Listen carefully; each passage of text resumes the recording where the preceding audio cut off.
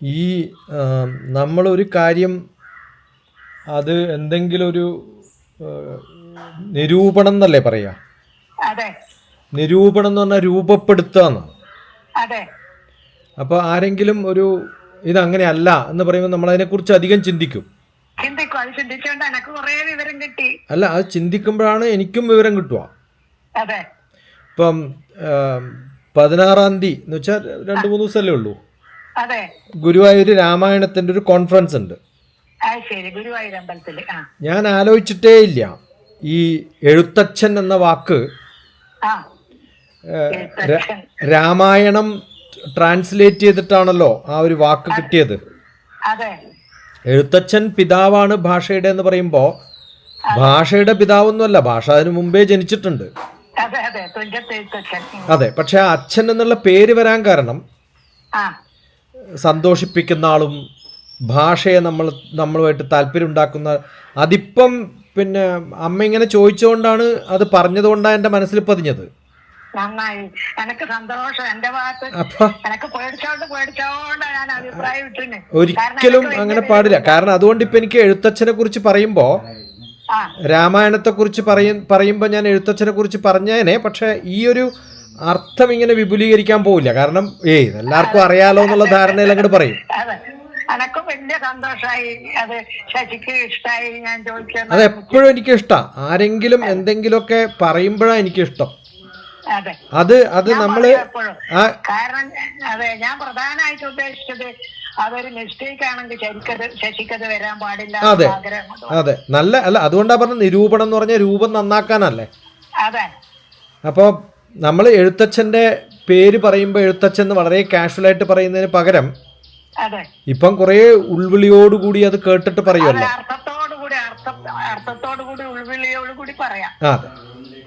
അതെ സന്തോഷം. അച്ഛൻ എന്ന പദത്തിൻ്റെ നിഷ്പത്തിയെപ്പറ്റി വ്യത്യസ്തമായ അഭിപ്രായങ്ങളുണ്ടെങ്കിലും അച്ഛ എന്ന സംസ്കൃത പദത്തിൽ, ആ സംസ്കൃത പദത്തിൻ്റെ അർത്ഥം ന ഛതി ദൃഷ്ടിം എന്നാണ്.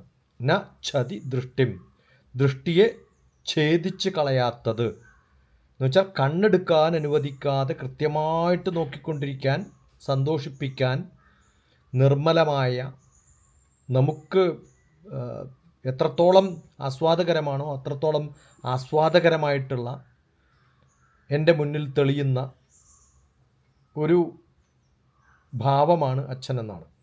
അത് ഒരു നിരുക്താർത്ഥമായിട്ടും വ്യാപ്ത്യാർത്ഥത്തോടു കൂടിയും ഒക്കെ കാണാൻ പറ്റുന്ന വാക്കാണ്. അച്ഛൻ മക്കളോടുള്ള നിഷ്കളങ്കമായ സ്നേഹവായ്പ്, ഒരു പിതാവെന്ന വാക്കിൻ്റെ സ്ഥാനത്ത് അച്ഛനെന്ന് ഉപയോഗിച്ച് തുടങ്ങിയത് മലയാള പദത്തിൽ വളരെ പ്രചാരമായിട്ട് സംസ്കൃതം ഭാഷ എത്ര നന്നായിട്ട് ഉപയോഗിച്ചു എന്നുള്ളതാണ്.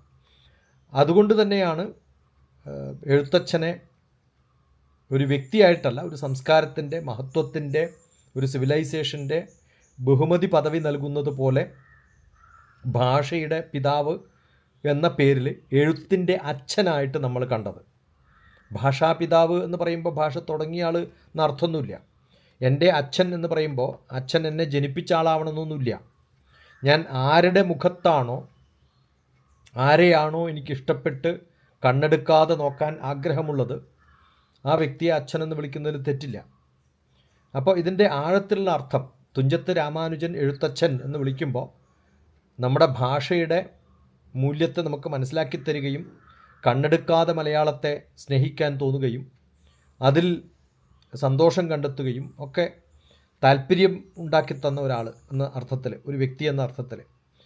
അതുകൊണ്ട് മലയാളിയുടെ ആത്മാവിനെ അക്ഷരങ്ങളിലൂടെ രൂപപ്പെടുത്തി തരാൻ പ്രാപ്തനായിട്ടുള്ള വ്യക്തിയായതുകൊണ്ട് അച്ഛൻ എന്ന പദത്തിന് ദാർശനികമായ ആഴത്തോടുകൂടി പദത്തിൻ്റെ മലയാളീകരിച്ച സംസ്കൃത ഭാഷയിൽ ഫാദർ, പിതാവ് എന്ന അർത്ഥം മാത്രമല്ല, അച്ഛൻ എന്ന വാക്കിന് നിർമ്മലം, നൈർമല്യമുള്ളത്, കണ്ണെടുക്കാൻ കഴിയാത്തത്, താല്പര്യത്തോടു കൂടി ശ്രദ്ധിക്കാൻ സാധിക്കുന്നത്, സ്നേഹപൂർണമായത്, അങ്ങനെ വ്യത്യസ്തമായ അർത്ഥങ്ങളിൽ ശ്രേഷ്ഠൻ, തെളിഞ്ഞു നിൽക്കുന്നത്, അങ്ങനെയൊക്കെ അർത്ഥമുണ്ട്. ന ഛതി ദൃഷ്ടിം എന്നാണ്. ആകർഷിക്കപ്പെടാൻ സാധിക്കുന്നതിനെ നമുക്ക് നോക്കിക്കൊണ്ടിരിക്കാൻ സാധിക്കുള്ളൂ. അങ്ങനെ ആകർഷിക്കപ്പെടുന്നതാണ് ജന്മം നൽകിയത് കൊണ്ട് മാത്രമല്ല, ജീവിത ദശ നൽകുന്ന മെൻറ്റേഴ്സ് അല്ല, സംസ്കാരം പകർന്നവരല്ല, അങ്ങനെ പലതും പറയാം. അപ്പോൾ ആത്മാവിനെ അക്ഷരങ്ങളിലൂടെ വളർത്താൻ ശ്രമിച്ചിട്ടുള്ള അല്ലെങ്കിൽ അതിന് സാധിച്ചിട്ടുള്ള എഴുത്തിൻ്റെ അച്ഛനായ എഴുത്ത് പ്ലസ് അച്ഛൻ, എഴുത്തച്ഛൻ എന്ന് വലിയൊരു നാമം.